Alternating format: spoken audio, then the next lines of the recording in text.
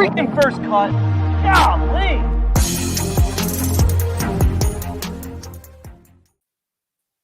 Welcome to the First Cut Podcast. I'm Rick Gehman, and this is your Day 3 recap for this week's WGC Dell Technologies match play. The Sweet 16 is set. We'll take you through every round and every match that happened on Friday and look ahead to those now new elimination matches for Saturday morning. Greg DuCharme is here. Hello, Greg. Good to see you, bud.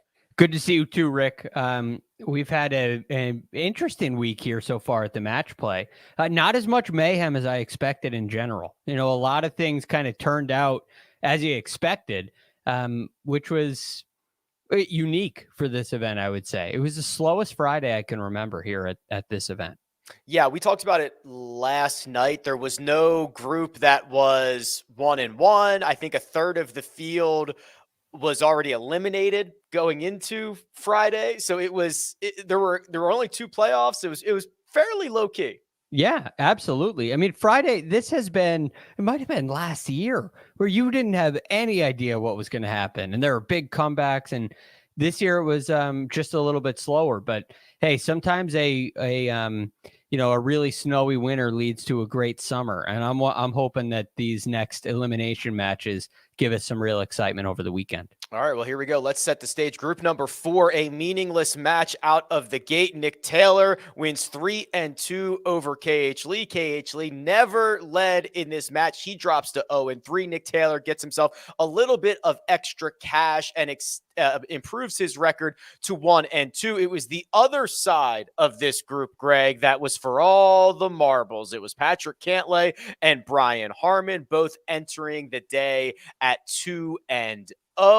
Harmon got off to an early start, but Patrick Cantlay took the lead at number 6 and never looked back. 2-1 victory for the 4th seed in this tournament. And Patrick Cantlay moves out of Group 4 at 3-0-0. He has a pretty good record in match play. This is the first time he's ever moved out into group play. And today, he really just took care of the wedge holes, the shorter holes, and he took care of the par 5s with the exception of number 12. And he kind of really made it look easy. So for Patrick Cantlay, I think he's in very good form. I love what he's doing with the wedges. Group number 9. Another meaningless match on the Svensson-Victor Perez side of things. And finally, we got that rabid Victor Perez that we saw a couple of years ago. Got to 5 up through 7 holes, and he absolutely destroys Adam Svensson 5-4. Svensson drops to 0-2-1. Victor Perez improves to 1-2. The other side of this group is where everything was determined. Jason Day needed just a half a point, Greg, and he did much better than that, destroying Colin Morikawa. Yes. 4-3, one of the more impressive victories, and Jason Day trying to give himself another chance to win this match play. 3 out of birdie and 3 out of the first 4 holes. That's it. When you get into a situation where you need a half and you're able to get off to that kind of a start, you put yourself in position and you put yourself in control of the match. That's exactly what Jason Day did. And he never let loose with the drive. I mean, he only missed 1 fairway today. He has been hitting the ball beautifully this week. And when you have the putter at the other end of the bag that Jason Day does, look out. He's going to be a really tough out. Match 1 of Group 8. Victor Hovland defeats Chris Kirk 4-3. Victor gets his first win of the week thanks to birdies at 11, 12, and 14 to put Chris Kirk away early. The other half of this, Matt Kuchar knows how to play a little match play. 7-6 domination over Siwoo Kim to not only advance out of Group 8 for Matt Kuchar, Greg, but now tie. Did he tie or break Tiger's all-time match play record? Tied and has an opportunity to break it. Yes. Which is really cool because this is the last rendition of this event. So Matt Kuchar has a chance to walk off as kind of the all-time hero of match play, which is really cool. But this was really a Siwoo Kim story. Siwoo Kim really kind of gave this one away. Right. I expect a little more out of him. He made 4 bogeys in a row, which is just, you're just giving up holes. And Matt Kuchar's so steady, you can't do that against him. So it's a great win for Kuchar. It doesn't take anything away from it, and he played really well. But the 7-6 is a result of Siwoo's poor play. Group 3, Denny McCarthy falls to Scott Stallings. Stallings earning the victory, 1-up. Denny McCarthy played much better, in my opinion, than his 0-2-1 record showed. Scott Stallings 1-2. It is Rory McIlroy who defeats Keegan Bradley 3-2 to go undefeated through group number 3. Rory McIlroy never trailed in this match. Keegan Bradley, in fact, only won one hole on the day, Greg, and it'll be Rory McIlroy coming out of group 3. I'm sure you didn't get into it last night, but I think the driver, the new driver shaft for Rory is working. And the putter, I'll tell you, I had my concerns about all these equipment changes at once, but it all looks really good. And Rory today got off to exactly the start we were talking about in that Jason Day match, where you have to get off to a good start, and all of a sudden you can control the match. And he's 2 up through 5, and he leans on the driver, makes a bunch of pars, doesn't make any mistakes, still able to pick up a couple of wins, and then finishes like a champion, birdieing his last 2 holes in 15 and 16. Group 12 was one of the early matches out, and Shane Lowry, must be a morning person, wins 5 of the first 9 holes against Jordan Spieth. Jordan Spieth had an opportunity to get out of this group. I believe he needed a little bit of help, but only able to rally with wins on holes 11, 12, and 13. It was still a 2-1 victory over Spieth. I'll pause here, Greg, because this was a pretty meaningful match early, and Jordan Spieth didn't have much life. No, it was meaningful, and he got the help he needed. Right? I mean, he beat Shane Lowry. He's in that playoff with Taylor Montgomery and Mackenzie Hughes, and I really feel like Jordan should be there. Now, he woke up a little late. I'm not sure when the coffee kicked in for him, but this is a really slow start. You concede the first hole. And then you make bogeys at 8 and 9, no birdies until the 12th hole. That's very unlike Jordan Spieth, and it's not a good way to win a match. It is the exact opposite of what Jason Day and Rory McIlroy did, and it's a little bit disappointing. I still think, all things considered, this is pretty. There's a lot of positives to take away for Jordan Spieth from this week, and a couple of nice past performances, but to come out of the gate when you need a win that slow is definitely a disappointment.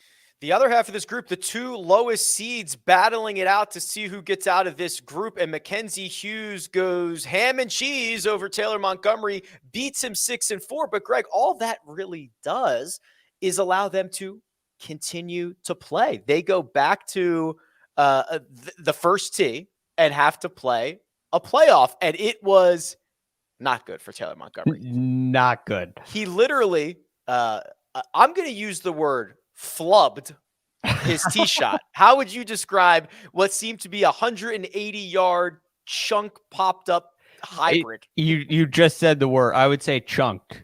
He chunked it. He chunked it. Was that a hybrid? I thought that was driver. It looked like I think it was at least 3-wood. I don't think it was driver. Right? I think it was driver. If it's driver, it's even worse. We might have to go check this. So by ShotLink, he hit it 187 yards. Mackenzie Hughes hit it 345 yards. Mackenzie Hughes outdrove Taylor Montgomery on the first hole of the playoff by, what is that? A cool 160 yards? Yeah, it was like 225 in for Taylor Montgomery. He's a long hitter.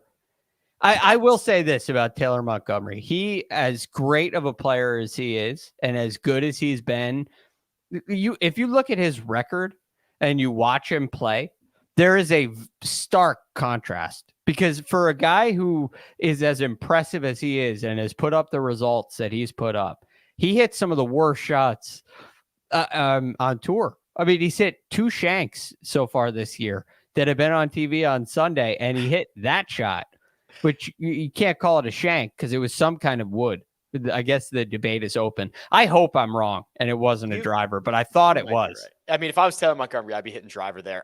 It also doesn't help that he flew the green on his second shot by about 30 yards. I mean, it was over. There was no playoff to be had. And the next one into the bunker. There was no playoff. Mackenzie Hughes obviously is able to defeat Taylor Montgomery and advance out of Group 12. Group number 5. Well, pretty slow day for Max Homa because Hideki Matsuyama cites a neck injury and concedes. Homa gets to go to the range, have a little date night with his wife, doesn't have to put in the full-on match, improves to 3-0. He wins Group 5 and now is seemingly well-rested as we get into the elimination phase. Yeah, I mean, and that makes it slow for the Kisner and Suh match as well, because they both needed help with Hideki beating Max Homa. Hideki played really well yesterday too, but you saw him wearing the patch on his neck all week long, and I think it was it must have just flared up. But he played really well yesterday. So Max Homa's had kind of an interesting run through this group, but he hasn't had to do a whole lot.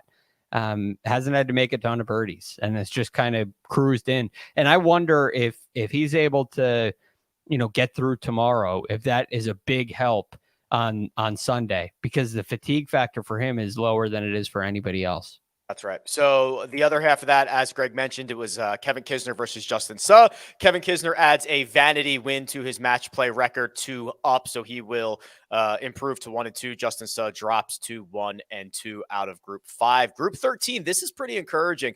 Sam Burns 2 up over Seamus Power to win his group undefeated. 3-0 for Burnsy. 3-0 for Burnsy, and some clutch performances too. I mean, they're tied going into 16, and he birdies the last 3 holes.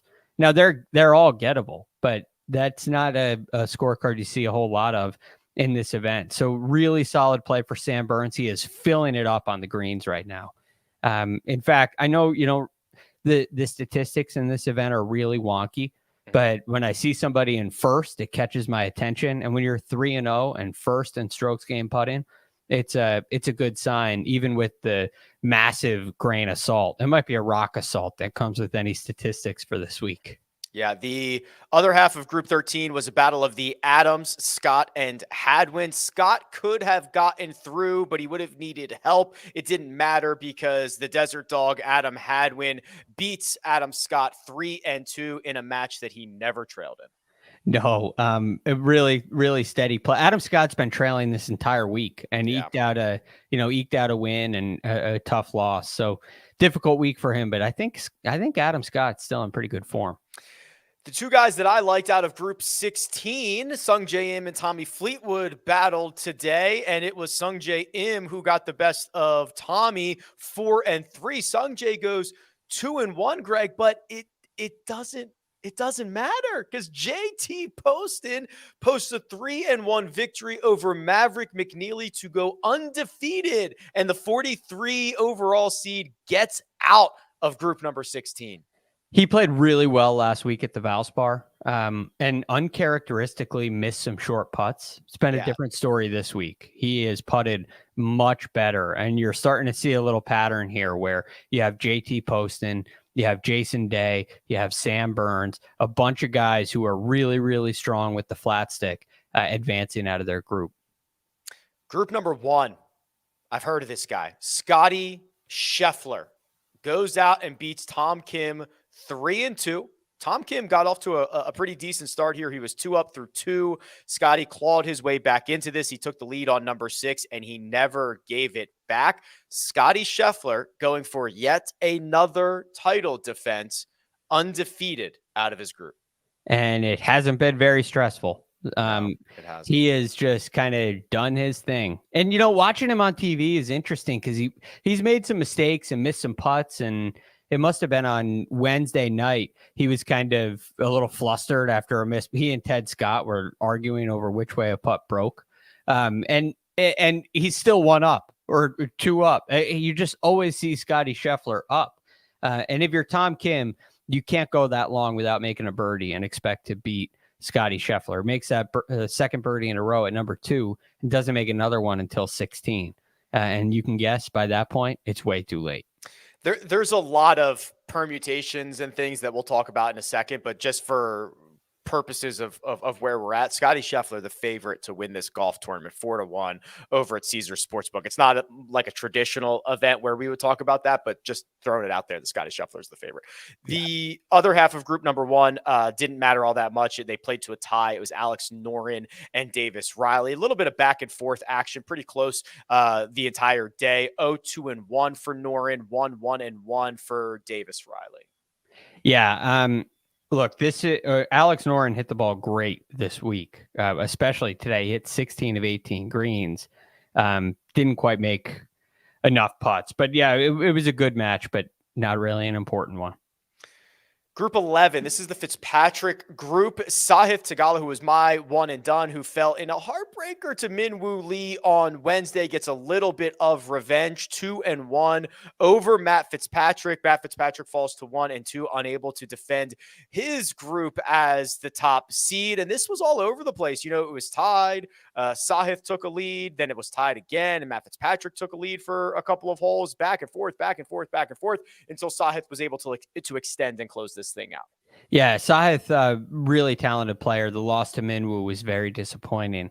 Matt Fitzpatrick has a little bit of work to do on his game. This has not been the Matt Fitzpatrick that we saw all of last year. And I know he can get it back. He's just got a little work to do before he gets there. Maybe the most surprising result of the week, or at least so far out of the group stage, is JJ Spawn, the 61st seed, the highest seed to advance out of a group, has done just that, and he's done it in pretty impressive fashion, Greg. A 3-0-0 record, while also, how about this, finishing with 4 birdies in a row to beat Min Woo Lee 2-1. He said after the round in an interview, his caddy said to him after 13, well, and they're one down, let's just go birdie the last 4 holes. And that's what they did. And I'm thinking, well, if you're is that really all you have to say to a player to get him to get go? Yeah. Oh, you want me to go make birdies? Oh, it's really impressive, but that kind of thing always cracks me up. Like, do you need as a player that kind? Like, I know what I need. I know I'm losing the match. I know I need to make birdies here. But it cracks me up. But nonetheless, we never hear the times where he says, "Let's go make some birdies," and the guy makes like 4 bogeys in a row. Right. We never hear about those times. Right. And I don't know how often that happens for them because we never hear it. But I've had some partners tell me to go make a bunch of birdies, and it has not gone that way. It's not an easy button. Not a way to motivate Greg DuCharme out on the golf course. Group 6. So I'll actually go in opposite order here, Josh. Apologies. Cam Davis beats Aaron Wise, 1 up, winning the final hole, winning the 18th. That one went the distance. Doesn't really matter. It improved Cam Davis's record to 2-1, dropped Aaron Wise to 1-2. But because Xander Schauffele was able to defeat Tom Hoge 1 up, thanks to a birdie on 18, the X-Man and the 6th seed goes undefeated and gets himself out of the group. The story in this match was really 17, which was kind of wild because Tom Hoge nearly hits it in the into the penalty area, and it just kind of hangs up in the rocks, but he has a shot, and Xander Schauffele clanks it off a rock that's in the penalty area, and it bounces back into play. Schauffele gets up and down, and Hoge doesn't. I mean, they both tried to give that match away on 17, but Xander took advantage of a great break, and hey, he's looking really strong right now. I know we were texting about this before. He's got that putter working right now too. He does, and we'll talk about his path in just a second. Group number 14, one of the more disappointing results of the week. Terrell Hatton 0-3-0 thanks to Russell Henley's 3-2 victory. Hatton got up early and was holding the lead through 6 holes, but Russell Henley was able to win 7 to square the match. He took the lead on 10 and just simply extended from there on out.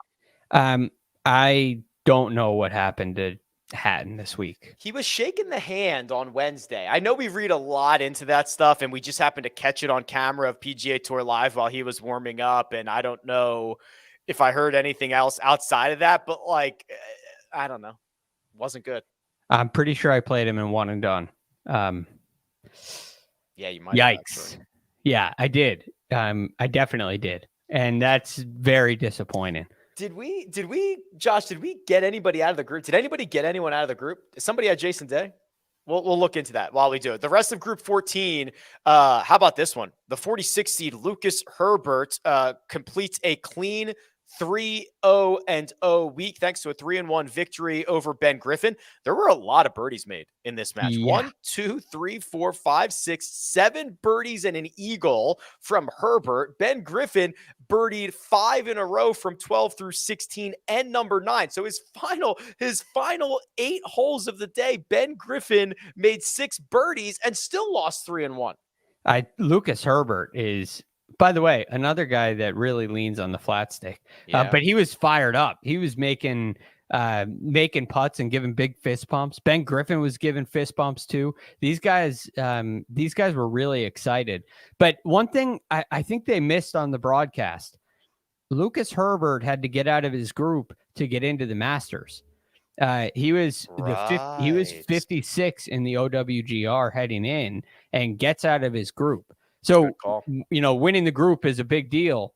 But for Lucas Herbert, it means a little bit more. He is likely, I mean, I guess that's not official at this point, but it's likely that he's going to get a Masters invitation now. Wow, good call there. Just to put a bow on it, Greg, you had Terrell Hatton, I had Sahith Tagala, Mark had Tommy Fleetwood. We will all be knocked out of this tournament. Kyle M., the fans, Sia, and Kyle Porter all had Patrick Cantlay. Talk about that guy. And Patrick had Jason Day. So there is a lot of money still on the line right now. Group 10. Ooh, Group 10 was a fun one. Where do I want to start? Let's start with this one, Josh. Let's go Meronk destroying Christian Bezuidenhout 5-4. It was all Meronk all the time. He was 3 up through 5. It was over. That improved his record to 2-0. So then he needed help from Kurt Kitayama, Greg. He needed Kitayama to beat Tony Finau, which he did 4-3 in a match that Kitayama dominated. He was leading by the second hole, never gave it up. So what this created was we only had 2 playoffs today, the only 3-way playoff. So when we do a 3-way playoff, it goes to stroke play, not match play. So it's Finau, Kitayama, Meronk deciding the fate of group number 10. Finau gets in an ugly spot behind the green, ends up making double. So his now tournament is over. Meronk and Kitayama make pars, go to the second hole. Kitayama buries a birdie putt. Meronk cannot match it. Kitayama is your winner out of Group 10. So this one to me highlights, and I'm focusing on Tony Finau here. This highlights the difference between match play and stroke play. Tony Finau played beautiful golf this week. He made 6 birdies on Wednesday, 7 birdies on Thursday, playing phenomenal. And it just cools off on day 3. Now, in a 72-hole event, this happens all the time. We predict it and we talk about it in all of our round-by-round recaps. But when it happens in match play and you run into the Sunday version of Kurt Kitayama at the Arnold Palmer Invitational, you get beat. In fact, you get smacked. And it looks ugly. And so on your off day, you still have to figure out a way to win. Part of that is luck. What is the other guy going to bring? Is he going to bring his best or not? But if this were a stroke play event, Tony Finau would be likely still near the top of the leaderboard. And unfortunately, he's not, and he's going home. 5 in a row for Tony Finau, never getting out of his group. Yeah. It's a little bit surprising for a player as talented as he is. But this year, I thought it would be a little different because he's really a different putter this year than he was in this event last year. And he putted that way early in the week. But it really cooled off for him today. Group number 7, Ryan Fox played the waiting game today because Will Zalatoris cited illness and withdrew, conceding the match to Ryan Fox. So that improved Fox's record to 2-1. So now he becomes a big old fan of Harris English trying to defeat Andrew Putnam, which would put them into a 3-way playoff. Unfortunately, for Ryan Fox, he did not get that help. And Andrew Putnam goes perfect on the week thanks to a 4-3 win over Harris English, where Putnam won the first hole and never trailed. Harris English won 2 holes throughout this, but Putnam has been quite impressive and will be the winner of Group 7. Yes, he's been very impressive. He's aptly named Andrew Putnam. This is another guy that kind of leans on the flat stick. But again, for Harris English, you can't give holes away, especially early. How often, as we go through all these matches, have we seen somebody stumble early, get off to a cool start, give an early hole away, and they can't come back? And it's a really hard thing to do because there are a lot of birdies late. And if you go into those holes, if you only birdie the holes that you should birdie, they're not necessarily going to win holes for you. And Harris English kind of ran into that today. Speaking of impressive, Cameron Young. Yeah. This dude don't stop. 4 birdies in a row out of the gate. He won all 4 of those. He was 5 up through 11, and it was a fairly short day, a 5-3 victory over Sepp Straka to improve to 3-0. Greg, we talked about him a lot before this tournament started and the firepower that he possesses. He has lived up to the hype. Wednesday's match, I know you talked about it. He made 9 threes in a row. He was actually beating that pace today through 4 holes, which is hard to imagine. Because he went 3-3-3-2. Yes. So really, really good stuff from Cam Young. And I mean, the shot that he hit at number 7 was ridiculous. 11 was ridiculous. I know that hole was conceded, but he just stuffed it in there. So that would be another birdie that I would add to that list if you're looking at that scorecard. So it's, you see 6 circles on this card. If you're watching on YouTube right now, I would definitely add a 7th to that. So the guy's unreal. And the combination of he and Paul Tesori, I don't know, maybe we have another Scotty Scheffler, Ted Scott, experienced caddy, young, talented player coming our way. Yeah, that'd be pretty sick. The other half of this, Corey Connors and Davis Thompson, neither of these two played particularly poorly. In fact, I thought they both played fairly good this week. Davis Thompson made some ugly stuff early, but he kind of came back towards the end of this.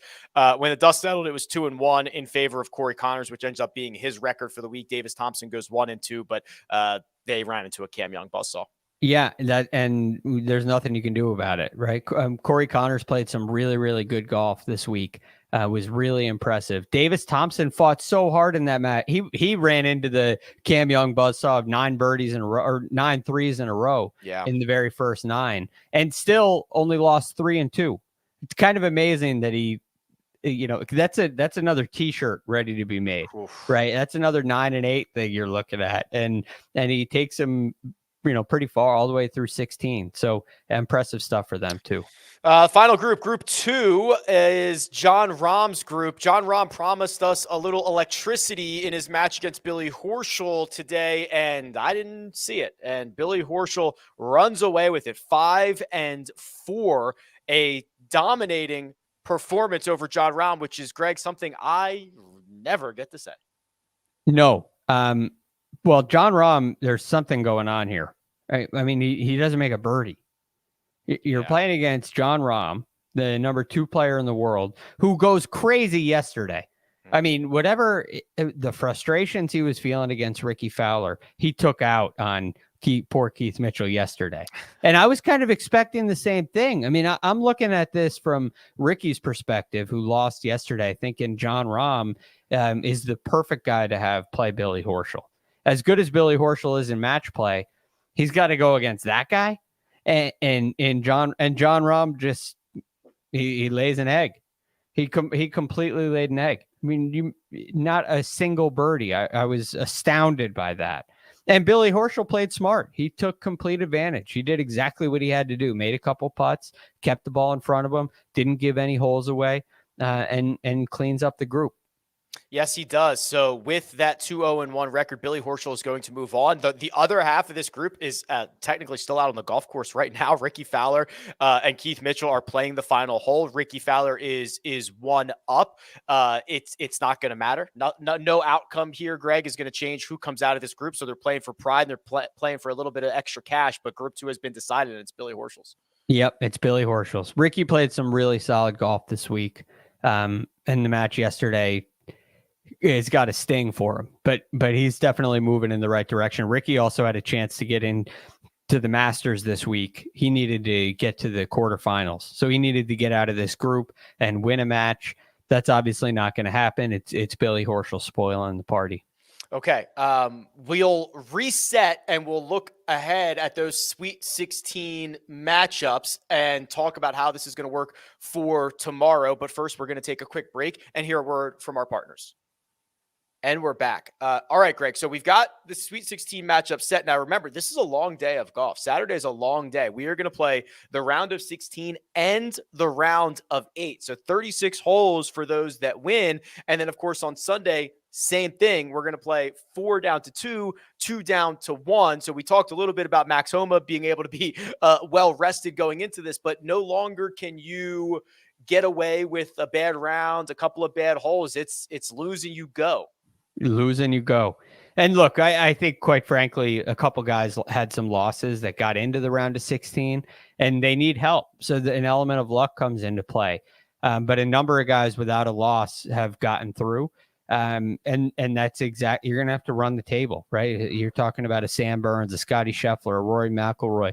These guys are going to have to win 7 matches in a row now in order to claim the title. Here we go. Our first matchup. Group number 1 winner Scotty Scheffler faces off against group number 16 winner JT Poston. I haven't seen the odds yet. Scotty Scheffler is obviously going to be a heavy favorite in this matchup, but if Poston can find a hot flat stick, like he's kind of getting back on track, who knows? They were both 3-0 in group play. Yeah, JT Poston is certainly capable, but the issue is that he's playing Scotty Scheffler, and it's so hard to see a path. You have to catch him on a rare bad day. But Scotty just plays so smart. He's not going to give you anything, and he will handle all the holes he needs to handle. He'll make birdie on the par 5s and the wedge holes, and you're going to have to match him with that and sprinkle in a couple elsewhere. So, yeah, I got Scotty in this one. The winner of that match will face the winner of Group 9, Group 8, which is Jason Day, Matt Kuchar. We talked about it. Kuch is going for the record, and Jason Day might be one of the hottest players on the planet. A couple of savvy vets with a lot of match play experience. Yes. Now, unfortunately, I think for Matt Kuchar, Jason Day is not a good player to draw. He's hitting the ball so well right now. We talked about his driving. I think that's going to give Jason Day a big advantage because he's not only hitting it a lot longer than Kuchar, but he is extremely accurate. He hasn't been missing a lot of fairways. So, and again, the strength of Kuchar, those wedge play and putting, well, that's also the strength of Jason Day. So I think J Day has the upper hand here. Scotty Scheffler, Jason Day, Elite 8 matchup would be pretty sick. We'll see if that happens in the afternoon session or not. Bottom left-hand portion of this bracket. Max Homa, well rested, gets Mackenzie Hughes, the highest seed out of Group 12. I don't think many people thought Hughes was going to go this far, and now he's got his hands full with Max Homa. Yeah, Mackenzie Hughes is a scrappy competitor. But I do think Max Homa is really fresh. It was a big advantage for him not to play today, in my opinion. But he's got to, if he gets through Mackenzie Hughes, it becomes a big advantage. But Mackenzie Hughes is not an easy out. He's got to really pay attention. Of course, I like Homa in this one, but I would not be surprised here if, Max Homa's caught sleeping a little bit just because he's had a little, this is like the first round bye in the NFL playoffs, right? Is it a good thing when, you're resting some players or do you want to keep everything going forward? Max Homa didn't have that opportunity. I think Mackenzie Hughes comes in inspired. We are starting to get some odds coming out here for these matchups. So Scotty Scheffler, the biggest favorite on the board, minus 225 to JT Poston's plus 175. Jason Day is the favorite, minus 163 to Matt Kuchar's plus 130. Max Homa, minus 175 to Mackenzie Hughes's plus 140. This next matchup, Sam Burns and Patrick Cantlay. Let's talk about firepower. Those are two top seeds colliding in the Sweet 16. Cantlay, minus 143 to Sam Burns's plus 115. Yeah, I think for, this one, it's not a great number for Cantlay, honestly. This one, I'm looking at, it could have been a pick 'em almost. Both playing really well, very comparable styles of game, I would say. I do like Cantlay in this, although with that number, I may sway towards the side of Sam Burns. I just love what I've seen out of Cantlay so far with the wedge play. And I know what he can do on the greens. I think he can match Sam Burns on the greens, but with that number, it may be a smart play to pick Sam Burns. The other side of the bracket, Group 2, Group 15, that's Billy Horschel and Cam Young. We've been talking about it, Greg. Cam Young, obviously, firepower beyond belief, but Billy Horschel, don't forget, won this event 2 years ago. Yes, you can never sleep on Billy Horschel. Cam Young knows that. But for Billy Horschel, he's going to have to do a whole lot more than he did today against Jon Rahm. If Cam Young doesn't make any birdies in tomorrow's match, I will be absolutely stunned. Absolutely stunned. It's not going to happen. Cam Young is on fire right now, and he's going to be you're probably going to see him on Sunday playing at some point. Group 10, Group 7. Kurt Kitayama, the 19 seed, will face off against Andrew Putnam. This is the closest match, according to the odds makers. Kurt Kitayama, tiny favorite, minus 115 to Andrew Putnam's minus 105. So this is the closest one we've got. Yeah, I probably lean a little bit towards Putnam. The one thing I worry about, Kitayama is such a tough competitor. But the one thing I worry about with him is a little bit of inconsistency from time to time. I feel like we get really high highs and really low lows with Kitayama. And I love what Andrew Putnam has been doing on the greens. And I think you may be able to sneak by Kitayama. Xander Schauffele out of Group 6 faces J.J. Spawn. Odds makers have J.J. at plus 150, Xander at minus 188. Both of them, however, Greg, have yet to lose this week. Yeah, boy, there's a lot of that on this board. This is a tough one for me. I've been overlooking J.J. Spawn the entire week. I really have, but what he showed me making those 4 birdies on his last 4 holes today was some really impressive stuff. I'm a huge fan of Xander and his game, and I feel like Xander is ready to do some real damage in a big one. So I'm going to say Xander Schauffele just to stick with the theme here of overlooking J.J. Spawn, but I don't feel very confident about it. Rory McIlroy and Lucas Herbert face off in the final Sweet 16 matchup of the day. Rory McIlroy, obviously a big favorite, the second biggest favorite on the board, minus 200 to Lucas Herbert's plus 162. So you talked about it a little bit earlier, Greg. Things starting to click for Rory, and he's obviously already one of the best players in the world. This is one of those situations where Lucas Herbert has been hot on the greens and he's filling it up and winning all these matches and really inspired. And there's just this one time when you run into somebody who outclasses you and you know it. And all of a sudden the magic starts to cool off and it can get ugly. I'm not saying that's going to happen, but I think Rory's advantage here is just far too great. And I won't be the only one saying that. So it's definitely no offense to Lucas Herbert, but I think it's going to be a really challenging situation for him to get past Rory McIlroy. By this time tomorrow, when we do our recap episode, we will be down to 4. We're going to go 16-4. So Greg, let's just put it out there, man. Like, which 4 are we going to see on Saturday night? It's easy to say Scotty Day.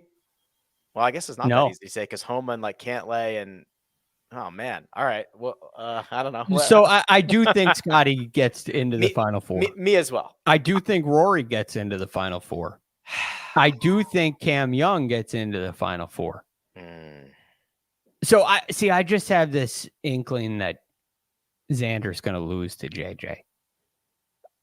I mean, it's hard to realistically rationalize it, but I just have a feeling JJ wins. Now the path for Rory, assuming he can win, which I obviously am, the path for Rory gets pretty easy. And I think easy is the wrong word, but it's a lot lighter than the path that Scotty Scheffler will have.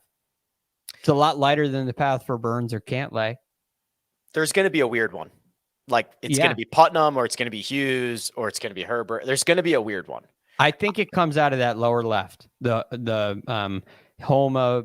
Can Mackenzie Hughes come out of that group? I don't know. I think so. I mean, that's a pretty. I mean, Homa, Burns, Cantlay is a gauntlet, and then Mackenzie. I want to say it's Kitayama. I love Kitayama, but Cam Young is a demon right now. Yeah, I don't know if you could beat Cam Young. All right. I want to see Rory Cam Young. That's what I really want. Well, what I would love to see is Scheffler, Homa, Rory, Cam Young. That's what I would love to see. But I'm going to go with Scotty. Oh, God. Kitayama, Burns, and Rory. All right. I actually I love Homa, but I worry a little bit about the day off, quite honestly.